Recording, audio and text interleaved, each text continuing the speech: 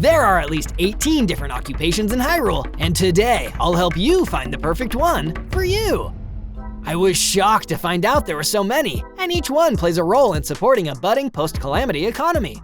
Or is it a present calamity economy? I mean, the calamity happened 100 years ago, but it's still around, so hard to say. Hopefully a little someone can stop collecting tree turds and take care of it for us a little sooner rather than later. Oh, and if you're new here, I'm your average Hylian, a regular guy who lives in Hyrule as a full-time filmmaker.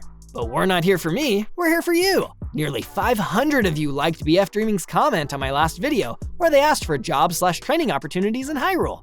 So what else can I do but deliver? And they weren't the only ones who left a comment requesting the topic. So whether you're a human, Gerudo, Rito, or so on, I'm sure there's something in this beautiful land that can help you make a fulfilling life for yourself. So let's get right to it. Perhaps we start with something a little less traditional. During these hard times, folks are always looking for a way to get their minds off things. So if you're a kid at heart and love to play, you might find your calling as a game master. For a small fee, people can play a game entirely of your design. You can find examples of this in the Hebrew Mountains, bowling at Pondo's Lodge, horseback archery at the Mounted Archery Camp, or my personal favorite, test your mettle in the sand seal races of the Gerudo Desert. If designing games of your own isn't your thing though, you can always risk it all as a player, as most of these games come with a cash prize. But be choosy about the games you play, as not all of them are a game of skill. Some individuals lose a bit too much and try to drink away their losses at our next job category, fine dining. The dining options in Hyrule are a bit limited, so there's certainly an opportunity for an up-and-coming chef. The Gerudo are known for their legendary noble pursuits served at their exclusive bar, the Noble Canteen. The drink is so good, it literally saved this woman from dying. No joke. There's also the renowned Protein Palace of Goron City, which sizzles up a variety of meat cuts seasoned with their signature Goron spice. There's plenty of ingredients to choose from, and some folks have a real knack for knowing what combinations result in delectable dishes. So if the cooking pot feels like home, the food and beverage scene may be right up your alley. However, if your recipes always end up dubious in nature, but the stability and security of living in one place is appealing to you, the life of a shopkeeper might be more your style. Every settlement needs a general store, which provides the citizens of the town with essential food and equipment to sustain them in their everyday life. You'd find yourself at the heart of the town and could quickly get to know all of your neighbors. But because every town has a general store already, you could face some stiff competition, should you choose to open your own. So consider opening a specialty shop. Lurelin has no armor shop, and the Rito don't have a jewelry store. Or you can open something entirely new and unique, like the dye shop of Hateno. If you have an idea for a totally unique store, share it with us in the comments. But speaking of reliable town mainstays, you can also consider being an innkeeper.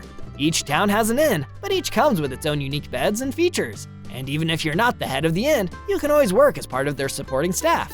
As part of the supporting staff, you can provide assistance with the inn's specialty services.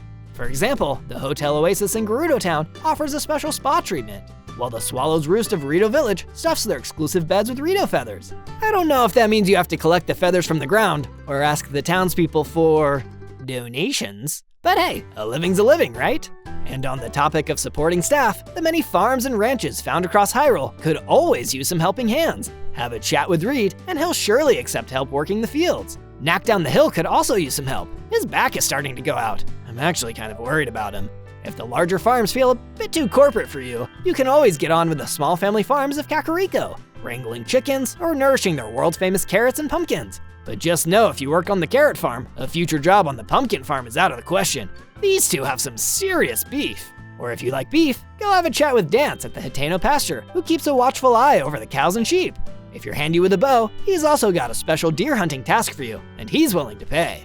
But if working with animals is a dream come true, you may as well head for the top of the Hyrule animal handling food chain and work at one of the many stables dotted across the lands. Here you'll wrangle travelers' horses, care for the ones kept in the stable, and even do a little bit of innkeeping on the side. The stables give you a home base, but you'll spend your days out in the wild. And since the stables are part of a vast network, if your post at the Lakeside Stable in Farron starts to get too humid, you can always request a transfer to the snowy plains of the Snowfield Stable of the Heber region, or any of the other 15 stables. And for, well, okay. I thought about skipping this next one, but I'm not here to hold anything back. This next job isn't exactly the most kosher of careers, but if you're sitting here listening to these more traditional jobs and feel like you're about to pull your hair out, listen closely. This next opportunity can be found in the desert, tucked away at the end of the Karusa Valley. There's a secretive clan known only as the Yiga. They are often found interfering with the business of the Gerudo, hunting the hero, and seeking to serve Ganon how they can. I don't recommend anyone join them, as I don't agree with their mission. But hey, at least you might get some free bananas. If the threat of danger is appealing to you, but you'd prefer to fight for a more respectable cause, then the life of a soldier is for you. The Gerudo and Zora are both adept with spears, while the Sheikah excel in the art of stealth. And Hateno has a guy with a pitchfork. So I'd say there's probably some demand for good soldiers. But what's that? You respect the work of a soldier, but don't get a rush in the face of danger? Then consider supporting the cause by learning to forge weapons of your own. Master Rohan of the Gorons is an experienced blacksmith who can surely train those looking to develop their skills. If you're not convinced, you can always talk to his apprentice, Fugo, to learn of his experience. Or you can check in with Hearth of the Rito, Buliara of the Gerudo, or Dento of the Zora, as each has been known to work in weapon restoration. Like working with your hands but don't want to make weapons? Then maybe an apprenticeship with Frank or Leto is your speed. They're artisans who keep the unique Zora architecture looking its best. Maybe architectural maintenance isn't enough though. You dream of building entire buildings, towns even. Well, I hope your last name ends in Sun, because if so, you're almost guaranteed a job with the Bolson Construction Company. The Bolson boys can certainly get the job done, but if their unique hiring practices don't mesh with you, there's certainly no shortage of locations where you can make a mark of your own. You can even check out my old video for some ideas of where to get started.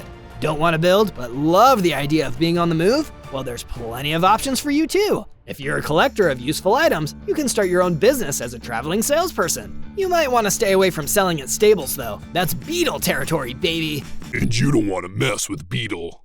If adventure truly calls you, then take any unique finds, such as rare weapons or gourmet slices of meat, and turn them into some fat stacks. Salespeople are always on the hunt for interesting items and will pay top dollar for the best finds. And some of the most lucrative findings are right there in the earth for the taking. As a miner, you can get your hands on some of the most eye-catching jewels, which can hold special properties. Sell them for profit, or see them made into beautiful pieces of jewelry. Or forget it all and let your passion for smashing really take over by teaming up with the Gorons and mining away at the southern mine.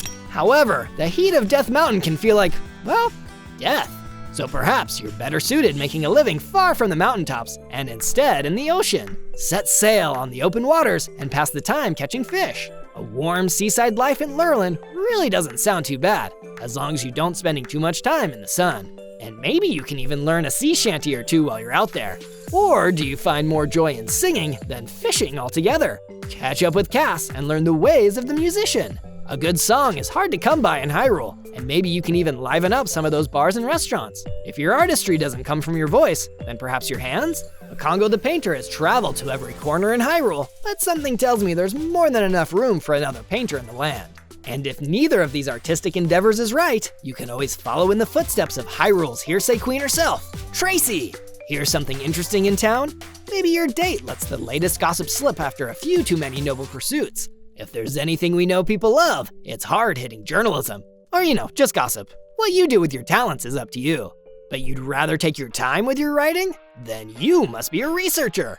Folks like Caleb at Fort Hateno or Rotana in Gerudo Town pore over their notes and visit interesting sites to try and uncover the many mysteries buried in this ancient land. Who knows, you might just be the one who makes the next big discovery that changes the course of Hyrule's future. You could also check in at the ancient tech labs and see if you can't get yourself an internship. The researchers there are a bit eclectic to be sure, but they're definitely passionate about what they do. Rumors say that even Princess Zelda herself was an avid researcher in her heyday. Oh, and before I get to the next job, if you've enjoyed at least 2 of my videos thus far, please consider subscribing. It is free after all. If you've been listening to all these jobs and not a single thing tickles your fancy, then fear not, because I've got just the thing, even for you. Maybe you don't want to work for the man, or pursuing riches just isn't your thing. Well, the good news is that you don't have to. The land of Hyrule is rich with all the resources you need to live, and simply learning to forage and survive is enough. No rupees required. This list certainly isn't exhaustive, as I don't doubt I missed a job or two. Feel free to let me know what I missed in the comments, or tell me what job would be your pick. And as always, if you have an idea for a video, leave that down there too, and like the comments left by others that you'd want to see get made. Thanks for watching, and I'll see you in the next one. Talk to you then.